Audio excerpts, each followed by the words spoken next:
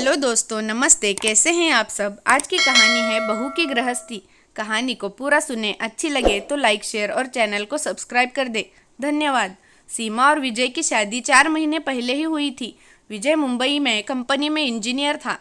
Company की तरफ से उसे 3 BHK का फ्लैट मिला था। सीमा भी बैंक में जॉब करती थी। शादी के बाद सीमा की सास बहू नई नई आई है ये कहकर उनके पास रुकी रही कि नई बहू को गृहस्थी के तौर तरीके समझा देगी। एक हफ्ते में उन्होंने सीमा की नाक में दम कर दिया। सीमा नई ब्याह कर आई थी, वैसे ही डरी हुई थी। ऊपर से सासू माँ के किस्से सुनकर पहले ही परेशान थी। सीमा के मन में अपने घर को सजाने के जाने कितने सपने संजो रखे थे उसने। सीमा और विजय घर के लिए नए पर्दे लेने गए तो राधा जी भी साथ साथ गई। जो भी डिज़ाइन और कलर को सीमा पसंद करती है, राधा जी उसमें मिन मेख निकाल रिजेक्ट कर देती। फर्नीचर को लेकर भी राधा जी दखलंदाजी किए बिना नहीं मानी। विजय ने कई बार इशारे से उनको समझाना चाहा तो वह बोली, तेरे पापा के 2 कमरे के हथेली जितने से घर में तो अपने मन का कुछ कर ना पाई थी। अम्मा जी का राज चलता था ना, सोच रखा था तेरी नौकरी के बाद तेरी गृहस्थी अपने मन मुताबिक सजाऊंगी। बरसों बाद तो भगवान ने ये दिन दिखाया है। अब मैं किसी के एक ना सुनूंगी, कह देती हूँ। विजय ने दबे शब्दों में कहना भी चाहा कि घर के पर्दे रोज रोज तो बदले नहीं जाएंगे, एक बार ढंग के ले लेते हैं, पर राधा जी ने दोनों को घूर कर चुप करा दिया, ये कहकर कि अभी दिन ही कितने हुए हैं ब्याह को तुम्हारे, तुम लोगों को क्या पता गृहस्थी कैसे चलाते हैं। और अपनी पसंद के सस्ते से पर्दे खरीदवा कर घर ले आई। राधा जी ने सीमा के माँ बाप से घर का सामान देने को मना कर दिया था, ये कहकर कि ज़रूरत के हिसाब से अपने आप ले लेगी। ज़रूरत के बर्तन खरीदने की बात हुई तो राधा जी फिर दखल देते हुए बोली, बहुत ज़्यादा बर्तनों का क्या करोगी तुम। बर्तन ज़्यादा होंगे तो काम वाली चोरी कर लेगी और उठा ले जाएगी सारे बर्तन एक एक करके, तुम्हें पता भी नहीं चलेगा। मेरे पास बहुत सारे भगोने कढ़ाई पड़े हैं, अगली बार लेकर आऊँगी मैं, बस गिनकर कटोरी चम्मच खरीद लो। सीमा 2 लीटर का कुकर लेना चाह रही थी क्योंकि छोटे कुकर में थोड़ा सामान पकाने में ज़्यादा आसानी रहती, पर राधा जी बोली, अभी से मैं और मेरा पति सोचना शुरू कर दिया है, तुम्हारे ननद नंदोई आएंगे ना, चलो 5 लीटर वाला ले लो।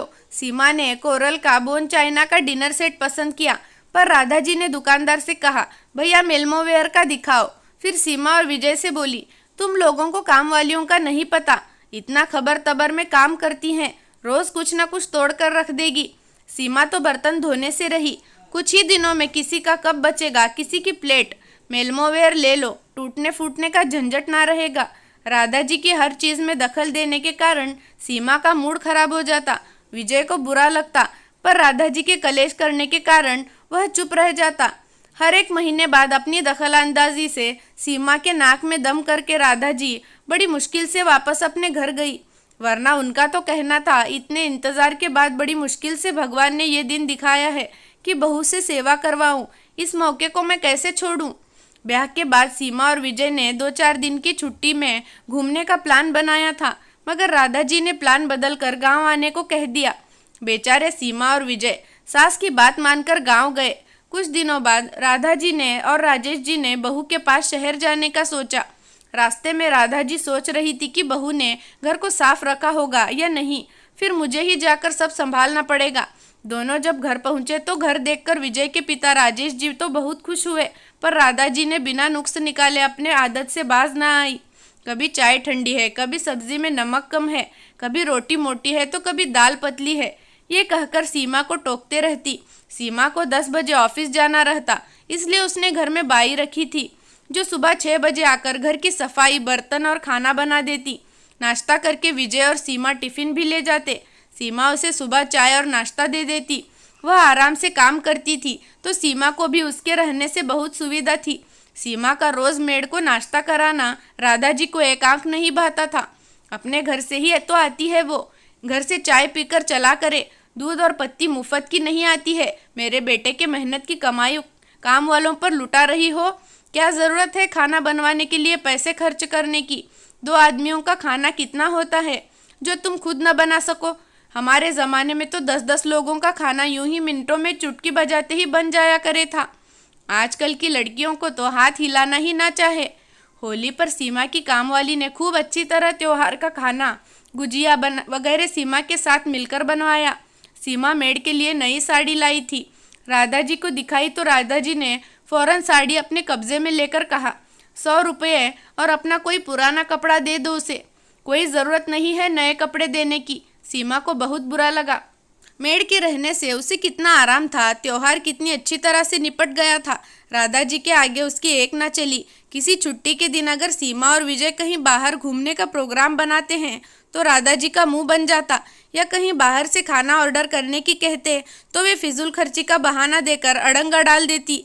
उनके राधा जी के आए दिन के टोका टाकी से तंग आकर एक दिन मेड ने सीमा को कह दिया कि वह किसी दूसरी मेड का इंतज़ाम कर ले, मम्मी जी के रहते वह काम नहीं कर सकती।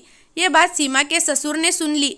वह जब से आए थे देख रहे थे कि सीमा को मेड के रहने से कितनी सुविधा मिल रही थी। राजेश जी ने देखा कि पानी अब सर से ऊपर जा रहा है। राधा जी के रोज रोज की चिकचिक का असर विजय और सीमा के सोने सी गृहस्थी पर पड़ रहा है।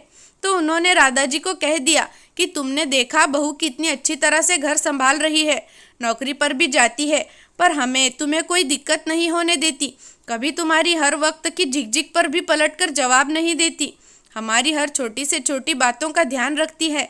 और तुम्हें क्या चाहिए? खाना टाइम से पका पकाया मिल जाता है, कपड़े धुले धुलाए मिल जाते हैं, प्रेस करे कराए मिल जाते हैं, हमारे मुंह से बात निकलती है, बच्चे फौरन पूरी कर देते हैं।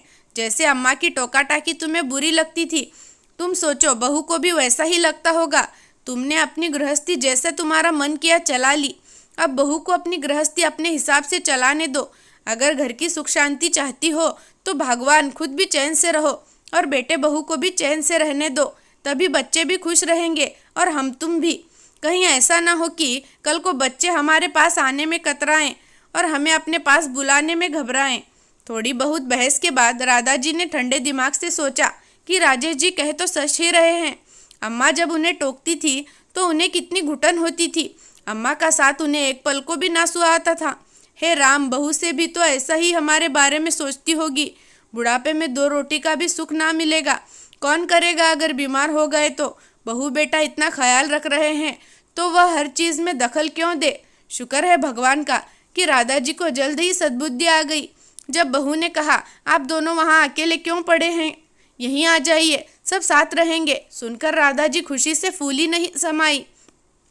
2 पीढ़ियों के दौर के तरीके अलग अलग होते हैं। बड़े बुजुर्गों को अपना बड़प्पन और बच्चों को बड़ों का सम्मान बनाए रखना चाहिए, तभी घर में सुख और शांति बनी रह सकती है। बड़ों को अपने विचार बच्चों पर थोपने नहीं चाहिए और बच्चों को भी बड़ों का आदर कभी भूलना नहीं चाहिए, तभी घरों में संतुलन बनाए रहेगा। बच्चों की तुलना बड़ों को अपनी जिंदगानियों से साथ नहीं करनी चाहिए, क्योंकि पुराने ज़माने में और आज के ज़माने में ज़मीन और आसमान का फ़र्क हो चुका है। आज नई नई सुविधाएं उपलब्ध हैं जो कि कल को उपलब्ध ना थी। तो बड़ों को भी बच्चों की ज़िंदगी में दखल ना देकर अपनी ज़िंदगी शांति और आराम से गुजारनी चाहिए और बच्चों को भी अपने बुज़ुर्गों का ख्याल और सम्मान रखना चाहिए। कहानी कैसी लगी कमेंट में ज़रूर बताना। धन्यवाद।